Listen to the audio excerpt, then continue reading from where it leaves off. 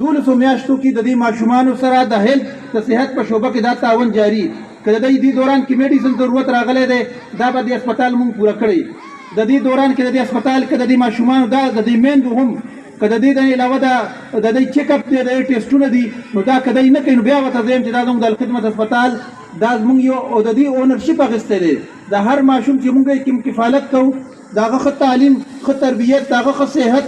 دا د الخدمت فاونډیشن په ذمه یو کار دی چې دا به مونږ انشاءالله کوو هغې ټولو ته مونږ دا ګزارش کوو چې د دې پر ورانه پس ته مونږ سره یو یتیم د 2 یتیمانو د 3 یتیمانو چې څومره ستاسو وس کېږي د هغې کفالت په خپله ذمه واخلئ میز یو ځای ته چې سړی راشي خوشحاله شي دا یو هم د ډېر خیر خبره ده خو د دې نه زیات خیر خبره دا ده چې دا ټول معلومات یوسئ خپل کور کې خپل فیملی ممبر سره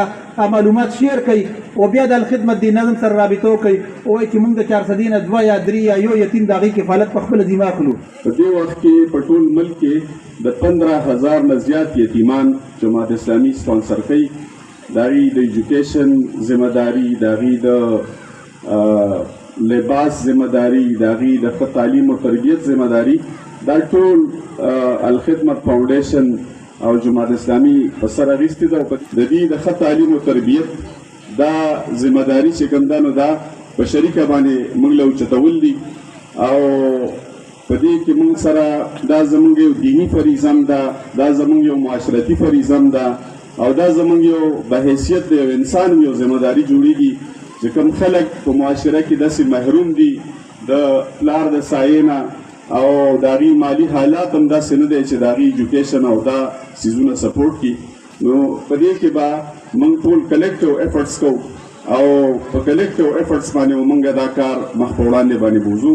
په یو یتیم باندې خوراک څښاک وکړو نو الله به دا سړی چې دی نو جنت ته داخلوي تر هغې پورې چې داسې ګناه یې نه ده کړې چې هغه شرک دی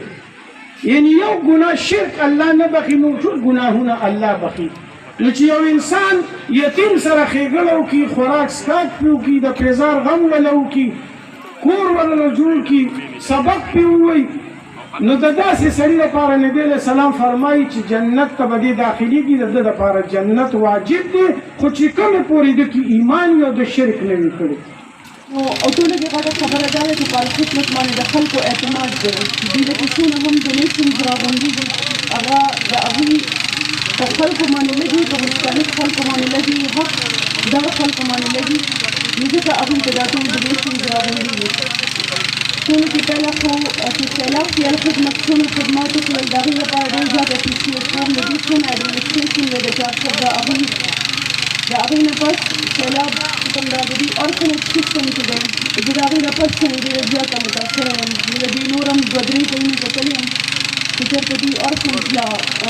هغوی نه تربیت هم ورکوي. As far as Al-Khidmat Foundation is concerned और इनका जो रोल है वो हम सबके सामने बहुत एविडेंट है. अभी हालिया सैलाब में भी जो ऑर्गेनाइजेशन सबसे आगे थी लोगों की खिदमत करने में लोगों तक पहुंचने में मैं पूरे वसूख के साथ ये कह सकती हूँ कि वो इसमें अल-खिदमत फाउंडेशन ने बहुत बढ़ चढ़ के रोल अपना प्ले किया है और along with that district administration के साथ शाना बशाना जो है वो खड़े रहे हैं. सेकेंडली ना सिर्फ ये कि हालिया सैलाब के सिलसिले में बल्कि इनके मुख्तलिफ कैंप्स भी ये 4 में लगाते हैं हेल्थ कैंप्स और अब ये जो एजुकेशन के हवाले से ख़ास तौर पे इनका इनिशिएटिव है तो ये बहुत ही इस पे जितनी इनकी अप्रिशिएट किया जाए वो उतना कम है. ख़ास तौर पर ये जो हमारे ऑर्फन्स बच्चे हैं इनके लिए जो काम कर रहे हैं we are really grateful to you and we appreciate your efforts और एंड में मैं बस ये कहना चाहूँगी कि जस्ट कीप इट अप और इसी तरह से आप अपना काम जो है वो जारी रखें और हमारी बेस्ट विशेज़ आपके साथ है.